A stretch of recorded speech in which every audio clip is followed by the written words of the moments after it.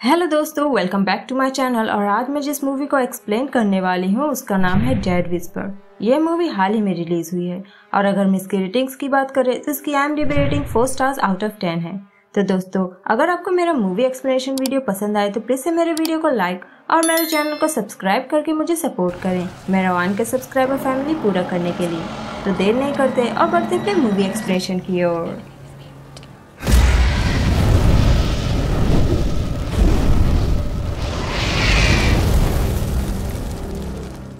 तो मूवी के स्टार्टिंग में हम एक लेडी को देखते हैं जिसका नाम एलिस होता है, जो एक पोर्ट के पास खड़ी होती है और तभी उसे वहाँ की फोन बूथ पर एक कॉल आता है जो उसे उसके हस्बैंड के बारे में इंफॉर्मेशन दे रहा होता है कि काफी दिनों से उसका हस्बैंड काम के लिए अवेलेबल नहीं है। इसलिए एलिस उसके घर जाती है उसे चेकआउट करने के लिए, जहाँ पर वो चारों ओर सन्नाटा पसरा हुआ देखती है। तब वो अपने हस्बैंड जैक्सन को बुलाने लगती है, लेकिन उस वक्त जैक्सन तो कोई रिप्लाई नहीं देता। लेकिन जैक्सन का डॉग एलिस को नजर आ जाता है और वो डॉग उस वक्त मशक्कत कर रहा था जैक्सन के रूम के दरवाजे को खोलने के लिए। तब एलिस जब जैक्सन के कमरे में एंटर होती है तब वो देखती है कि जैक्सन मर चुका है और उसकी मौत कैसे हुई ये तो हमें क्लियरली कुछ भी नहीं बताया जाता। तब दुखी एलिस रोते हुए वहाँ से बाहर भाग जाती है उसी पोर्ट के पास। सीन शिफ्ट होता है और हम देख पाते हैं एलियट और उसकी वाइफ डॉटी को। एलियट पेशे से एक वेल नोन लॉयर था और शायद ही वो कोई केस आज तक हारा होगा, लेकिन उस वक्त वो थका हारा सा लग रहा था क्योंकि हाल ही में उसके इन्फेंट बेबी की डेथ हो चुकी थी, जिस गम को तो उसकी वाइफ भुला चुकी थी, लेकिन वो उस गम को अब तक नहीं भुला पाया और वो चीजें उसे आज तक हॉन्ट कर रही थी। और जहाँ उसकी वाइफ एक नया बेबी चाहती थी, एलियट इसके मूड में बिल्कुल भी नहीं था क्योंकि उसका मानना था कि वो अपने बेबी विलो को किसी और बेबी से रिप्लेस नहीं करना चाहता था, इसलिए उसे बेबी नहीं चाहिए। तब डॉटी वहाँ पर से उदास होकर चली जाती है और एलियट भी चला आता है अपने ऑफिस में, जहाँ पर उसका इंतजार कर रहे थे रेनॉल्ड्स कपल, जो कोसों दूरों से आए थे सिर्फ उससे मिलने के लिए, जो अपने 12 साल के बच्चे की डेथ का केस लेकर आए थे उसके पास, जिसकी मौत 2 मोटर बोट्स के टकराने की वजह से हो गई थी। और ये केस एलियट को दिलाने के लिए लाया था उसका फ्रेंड गेविन, लेकिन एलियट जो कि खुद के ही गम में डूबा हुआ था वो इस पर कोई ध्यान ही नहीं लगा पा रहा था और वो कपल तब वहाँ से उदास होकर चले जाते हैं। जिसके बाद गेविन उस पर इसके लिए बहुत ही ज्यादा गुस्सा करता है कि उसने उसे वो केस कितनी मेहनत से दिलाई थी ताकि वो अपने बीते हुए कल को भूलकर आगे बढ़ जाए, लेकिन वो शायद ही पहले जैसा अब कभी बन पाएगा। तब गेविन के चले जाने के बाद एलियट इस पर विचार करता है और वो तब ठान लेता है कि वो अब अपने आप को पूरी तरह से बदल डालेगा और अपने अतीत से बाहर आ जाएगा अपने आप को प्रूव करने के लिए। और इसके लिए वो अपनी बेटी के उस फोटोग्राफ को ले जाकर समुद्र के पास खड़ा हो जाता है ताकि वो हवा के बहाव के साथ बह जाए और उसके गम को भी वो अपने साथ लेकर चली जाए। जिसके बाद जब वो अपने घर वापस लौट कर आता है तब वो अपनी वाइफ के साथ पहले जैसे थोड़ी मस्ती मजाक कर लेता है और दूसरे दिन वो अपने ऑफिस पहुंच जाता है और वो रेनॉल्ड्स कपल को फोन लगाकर उनसे अपने बैड बिहेवियर के लिए माफी भी मांगता है और उनके बेटे के केस को रिप्रेजेंट करने के लिए मान जाता है और पूरी शिद्दत से जुट जाता है उनके केस की तैयारी करने में, अल्कोहल के घटाके लगाते हुए। और जब वो केस से रिलेटेड न्यूज़पेपर रीड कर रहा होता है तब वहाँ पर उसे एक सेंटेंस नजर आता है जिसमें लिखा हुआ था सेल अवे एलियट, जिसे देखकर जैसे ही वो शॉकिंगली उछलकर भागता है तभी उसके सामने उसका ड्रॉवर ओपन हो जाता है उसकी बेटी विलो की फोटो के साथ जो उसने समुद्र में फेंक दिया था।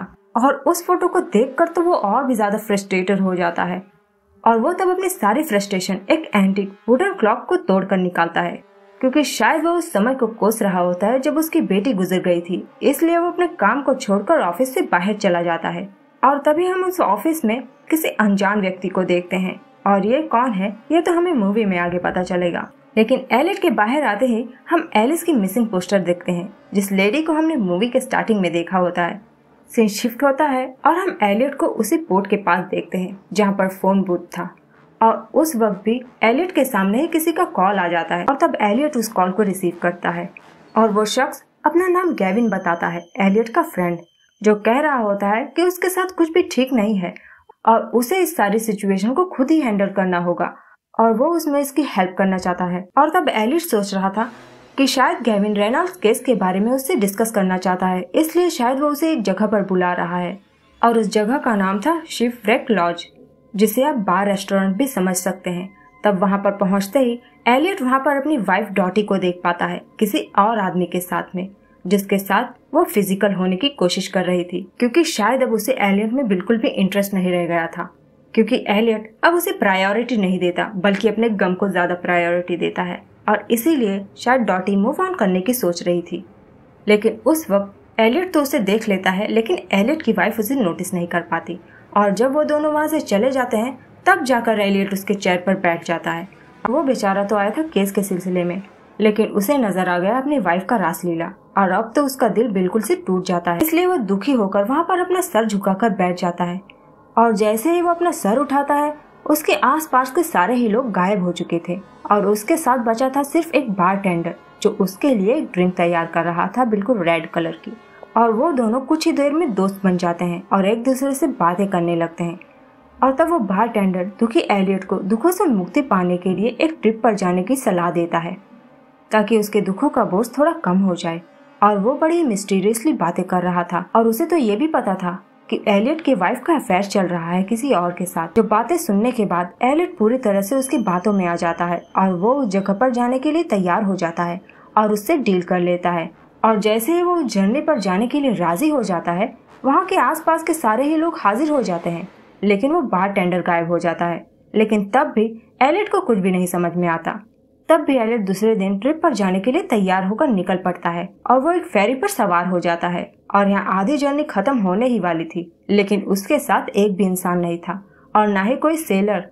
तब भी पता नहीं कैसे ये शिप चली जा रही थी, और ये चीज एलियट को थोड़ा तो हैरान कर रही थी। लेकिन अब जब वो फेरी पर चढ़ ही गया है तो सफर तो पूरा करना ही पड़ेगा। तब फेरी एक मिस्टीरियस आइलैंड के पास जैसे ही आकर रुकती है, एलियट फेरी से उतरकर चलना प्रारंभ कर देता है सूखे घासों के बीच से। तब कुछ ही देर चलने के बाद उसे एक जगह पर बहुत सारे लोग खड़े हुए मिलते हैं, और शायद वो लोग उसका वेलकमिंग करने के लिए रुके हुए थे, और उन सब ने एक ही तरह का काला लिबास पहना हुआ था, और वो लोग कुछ तो आपस में विस्पर कर रहे थे। और उन लोगों के बीच में एलियट को वहाँ पर सिर्फ एक महिला नजर आती है, जिसने अपना सर काले कपड़े से ढका नहीं था। तब ये देखते ही एलियट उसके पास जाता है उससे पूछने के लिए कि ये कौन सी जगह है। तब जैसे ही वो महिला पलटती है, एलियट उसके भयानक से क्रीपी फेस को देखकर बेहोश हो जाता है, और जब उसकी आंख खुलती है वो खुद को एक एंटिक मैंशन में पाता है, और वो मूवी के स्टार्टिंग वाली मिसिंग पोस्टर वाली एलिस वहाँ पर मौजूद होती है, जो वहाँ पर कुछ रूट्स को पीस रही होती है। तभी एलियट उससे पूछता है कि वो क्या कर रही है। तभी वहाँ पर बारटेंडर आकर पहुँच जाता है, जो उस वक्त थोड़ा सा बूढ़ा लग रहा था, और वो तब एलियट से कहता है कि यहाँ के रूट्स बड़े स्पेशल हैं जो हेलुसिनेशन पैदा करते हैं। तब एलियट तो उसे बारटेंडर समझ रहा था, लेकिन वो तो कहता है कि वो बारटेंडर नहीं है, और वो तो हिस्टोरियन है जिसने इस आइलैंड को डिस्कवर किया है, और वो जो उसे बारटेंडर समझ रहा है वो सब इस रूट्स का कमाल है, जिन रूट्स के स्मेल हेलुसिनेशन पैदा करते हैं। जो सुनकर एलियट शॉक रह जाता है। तब आगे वो एलियट से बताता है कि भूले हुए लोगों के रिकॉर्ड्स यहाँ पर रखे जाते हैं। तब एलियट और कुछ नहीं सुनना चाहता था, बल्कि वो कहता है कि वो कल तक अपने घर पहुंचना चाहता है, क्योंकि वो एक केस को रिप्रेजेंट कर रहा है। इसीलिए वो हिस्टोरियन एलियट को एक रजिस्टर पर अपना नाम दर्ज करने के लिए बोलता है, क्योंकि वो अपने हर गेस्ट का रिकॉर्ड रखता है। लेकिन एलियट इसके लिए मना कर देता है। इसके बाद हम एलिस को एक रेड कलर की ड्रिंक के साथ में देखते हैं, जो वो हिस्टोरियन जबरदस्ती एलियट को पिला देता है। जिसके बाद तो एलियट अनस्टॉपेबली बातें करने लगता है और अपने सारे ही सीक्रेट शेयर करने लगता है, और तब वो और हिस्टोरियन बहुत ही ज्यादा हंसी मजाक करते हैं। लेकिन तभी एलियट जैसे ही अपनी घड़ी की ओर देखता है, तब उसमें रात के 10:30 बज चुके थे, और उसकी घड़ी जाकर उसी पर रुक गई थी। लेकिन इस आइलैंड पर अब भी उजाला था, जो एलियट को कुछ समझ नहीं आ रहा था। लेकिन एलियट बार बार हिस्टोरियन के बिहेवियर से शॉक्ड रह जा रहा था, क्योंकि वो तो एलियट के लाइफ के बारे में सारे ही सीक्रेट्स जानता था, और उसके मरे हुए बच्चे के बारे में भी वो बता देता है, जो वो कहता है कि एलियट ने ही उसे वो चीजें बताई हैं। लेकिन एलियट को तो इसके बारे में कुछ भी नहीं याद होता। तभी एलिस वहाँ पर आकर पहुँच जाती है, और वो उस हिस्टोरियन के कान में कुछ बताती है, और वो दोनों तब एक्सक्यूज करके एलियट को अकेला छोड़कर चले जाते हैं। तब एलियट उस ड्रिंक में उन्हें हेलुसिनेटिंग रूट्स को लगा हुआ देखता है, और वो समझ जाता है कि यहाँ पर कुछ तो गड़बड़ है, और वो हिस्टोरियन जानबूझ के उसे वो ड्रिंक पिला रहा है ताकि वो नशे में आ जाए। और तभी वो एक कमरे से म्यूजिक की आवाज सुनता है और उसी ओर बढ़ने लगता है फाइंड आउट करने के लिए, और साथ ही में वो अपनी सेफ्टी के लिए पेंटिंग नाइफ को अपने साथ उठा ले जाता है। और जब वो उस कमरे में पहुंचता है, तब वो एलिस को एक आदमी के साथ डांस करते हुए देखता है, जो शायद से जैक्सन था। और जैसे ही म्यूजिक बंद होता है, वो आदमी वहाँ पर अकेला ही रह जाता है, और एलिस आकर एलियट पर घोस्टली क्रीपी अवतार में आकर अटैक कर देती है। लेकिन एलियट को उस वक्त कोई भी क्षति नहीं पहुंचती और उसी क्षण वो हिस्टोरियन भी वहां पर आ जाता है और एलियट के साथ उसकी हर मुलाकात में उसकी उम्र ढलती ही जा रही है। और तब वो एलियट से जैसे ही कहता है कि यहाँ पर एलियट को एक नया घर मिलेगा एलिस की तरह, तो एलियट इसके लिए राजी नहीं होता। और तब वो हिस्टोरियन एलियट को याद दिलाता है कि जब उसने अपनी बेटी की फोटो को समुद्र में सौंपा था तभी उसके जरिए अपनी एक इच्छा व्यक्त करी गई थी, इसलिए उसकी वो इच्छा पूरी होने वाली है और ये आइलैंड समय से परे है और समय का इस पर कोई भी पाबंदी नहीं है। तब एलियट उसकी और कोई भी बकवास सुनना नहीं चाहता था और वो वहां से बाहर निकलने के लिए डर के मारे उस हिस्टोरियन का गला रेत कर भाग जाता है।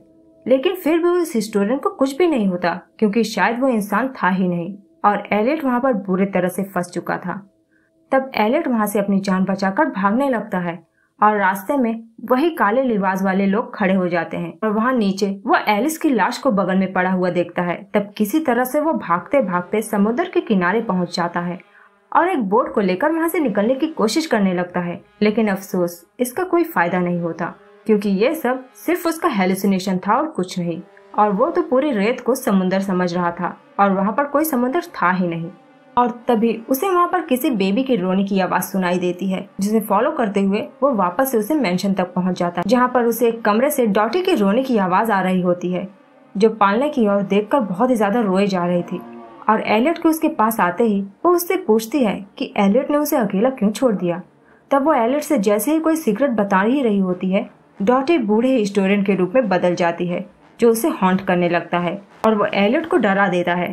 तब एलियट जैसे ही वहां से डर कर भागता है, वो डॉटी को नीचे खड़ा देखता है जो एक आदमी के पास जाकर खड़ी हो जाती है और उसे इशारे में बताने की कोशिश कर रही थी कि वो उस वक्त प्रेग्नेंट है, लेकिन उसके बच्चे का पिता वो नहीं बल्कि कोई और है। जिसके बाद तो एलियट पूरी तरह से टूट जाता है। तब वो वहां पर रखे समय के रेत को निहारने लगता है और तभी आ जाता है वो हिस्टोरियन जो उसे अपनी कहानी बताने लगता है कि आज तुम जिस जगह पर हो मैं भी कई साल पहले इसी जगह पर था अपनी माँ की डेथ के गम में। तब जैसे ही एलियट अपनी आंखें बंद करके खोलता है, उन्हें काले लिबास वाले लोग उसे नजर आते हैं एक तरफ से खड़े हुए, जिनके बीच से वो रास्ता बनाकर पहुंच जाता है उसी हिस्टोरियन के पास जो एकदम से इस बार बूढ़ा हो चुका था। और तब वो एलियट से कहता है कि देख लिया ना तुमने, जब कोई अपनी अनुपस्थिति दुनिया में दर्ज करा देता है तो लोग उसकी कदर करना भूल जाते हैं, जैसी एलियट की दुनिया में कोई कदर नहीं। और मरे हुए लोगों को तब समुद्र के आगोश में छोड़ दिया जाता है। और तब वो कहता है कि और कोई उसके साथ नहीं था और वही एक अकेला था जिसने एलियट का साथ तब से नहीं छोड़ा जब से वो अंधेरे में फंसा था। तब एलियट कहता है कि उसे यहाँ पर नहीं रहना, वो वापस जाना चाहता है। तो वो हिस्टोरियन उससे कहता है कि वो उसे जीने का असली मकसद दे रहा है तो वो क्यों दूर भाग रहा है। और वो कहता है कि एक जाना पहचाना सा चेहरा उसका दरवाजे के पीछे इंतजार कर रहा है, जो खुशी की वजह उसने एलियट के लिए चुना है, जिसके लिए उसे वहां पर जाना पड़ेगा और उस दरवाजे के चाबी को हासिल करना होगा। और उस दरवाजे की चाबी को हासिल करने के लिए उसे अपना नाम रजिस्टर पर दर्ज करवाना पड़ेगा। लेकिन जैसे ही एलियट अपना नाम रजिस्टर पर दर्ज करने जाता है, एलियट अपना नाम ही भूल चुका था। तब वो हिस्टोरियन उससे कहता है कि वो उसका नाम दर्ज कर देगा। जिसके बाद सीन शिफ्ट होती है और हम एलियट की बॉडी को हवा में लेविटेट करते हुए देखते हैं, जो हिस्टोरियन कर रहा होता है। और कुछ ही समय बाद एलियट की आंखें पूरी तरह से ब्लर हो जाती है, मतलब कि एलियट ने अपना शरीर त्याग दिया था। जिसके बाद वो पालने में अपने बेबी की आवाज को सुनता है और अपने बेबी को देखकर वो बहुत ही ज्यादा खुश हो जाता है क्योंकि इसके लिए वो तड़प रहा था जो हिस्टोरियन ने उसे दिला दिया। और फिर कुछ समय बाद हम एलियट को दोबारा से देखते हैं, जिसने बाकियों की ही तरह काला लिबास धारण कर लिया था और वो तब अपने बेबी से प्रॉमिस कर रहा होता है कि वो अब से उसे छोड़कर कहीं भी नहीं जाएगा। और इसी के साथ ये मूवी यहीं पर एंड हो जाती है। तो दोस्तों, मुझे तो ये मूवी पूरी तरह से डिप्रेशन पर आधारित लगती है और यहाँ पर कोई गोस्ट वगैरह कुछ भी नहीं था तो बस एलियट का ट्रॉमा जो उस बेबी को खोने की वजह से हुआ था उसे।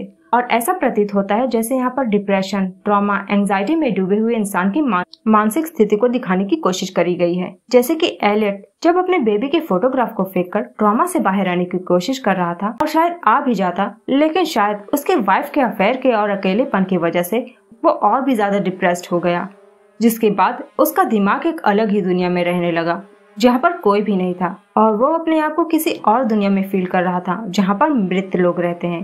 और वो इमेजिन करने लगा था कि उस मृत दुनिया में एक एंटिटी से वो डील करेगा और अपने सोल को देने के बदले वो अपने बेटे के साथ में यूनाइट हो जाएगा। और शायद डिप्रेशन में इसी तरह सब लोग सुसाइड भी कर लेते हैं, और या फिर उसने नहीं भी करी होगी, और या फिर ये सब सिर्फ उसकी इमेजिनेशन रही होगी, और शायद एलिस के साथ भी ऐसा ही कुछ हुआ था। इसी के साथ हम अपने एक्सप्लेनेशन को यहीं पर एंड करते हैं। तो मिलते हैं नेक्स्ट वीडियो में, तब तक good bye, take care and thanks for watching.